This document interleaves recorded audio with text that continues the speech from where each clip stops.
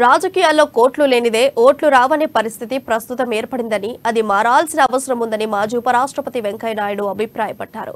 భుజం మీద కండువా మార్చేంత సులభంగా నేతలు పార్టీలు మారుతున్నారన్నారు.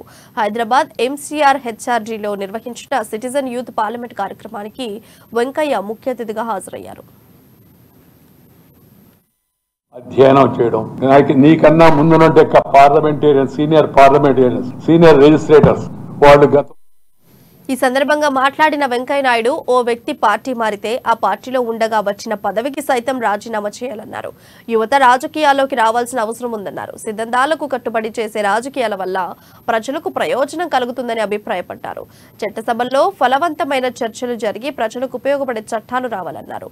యువత రాజకీయాల్లోకి రావడం ద్వారా భవిష్యత్తు తరాలకు మరింత ప్రయోజనం ఉంటుందని స్పష్టం చేశారు. రాజకీయాల్లోకి వచ్చేందుకు బ్యాక్గ్రౌండ్ అవసరం లేదని, అందులో రాణించేందుకు అధ్యయనం చేయాలన్నారు. నమ్మిన సిద్ధాంతం కోసం పనిచేయాలని చెప్పారు.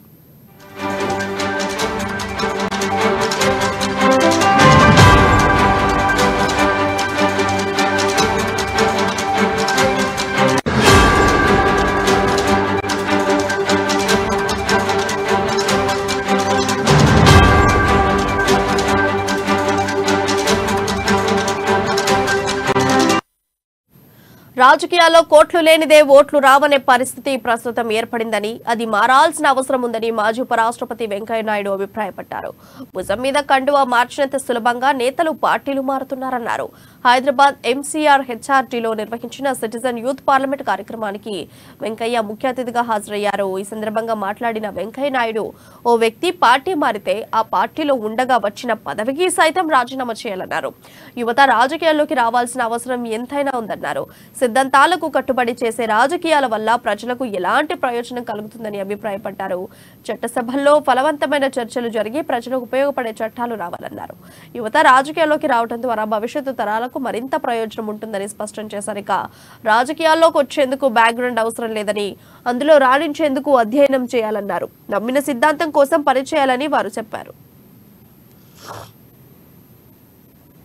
దేశ చరిత్రను, ఆ దేశంలో దేశం కోసం త్యాగాలు చేసిన మహనీయుల యొక్క జీవితాలను ముందుగా మనం తెలుసుకోవాల్సి ఉంది.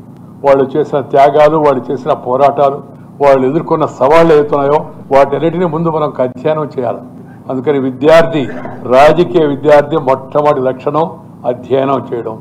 నీకన్నా ముందున్నట్టే పార్లమెంటేరియన్ సీనియర్ లెజిస్లేటర్స్ వాళ్ళు గతంలో ఏం మాట్లాడారు, ఏ సందర్భంలో ఎలా వ్యవహరించారు, అవన్నీ కూడా మనం తెలుసుకోవాలి. అలాగే రాజకీయ నాయకుల యొక్క జీవితాలు, అసెంబ్లీలో లేకపోయినా పార్లమెంట్లో లేకపోయినా వాళ్ళ జీవితాన్ని ఎలా రాజకీయ పరమైన సిద్ధాంతం కోసం ఎలా వాళ్ళు త్యాగం చేశారో అలాంటి వాళ్ళ చరిత్రను మనం తెలుసుకోవాలి.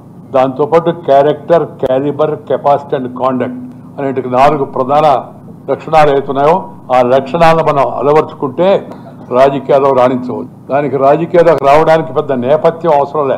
కుటుంబ నేపథ్యమో లేకపోతే మనకి పెద్ద మేధావంతుల కుటుంబం ఉండడం లేదా ధనవంతుల కుటుంబం ఉండబడలే. రాజకీయాల్లోకి ఎవరైనా రావచ్చు.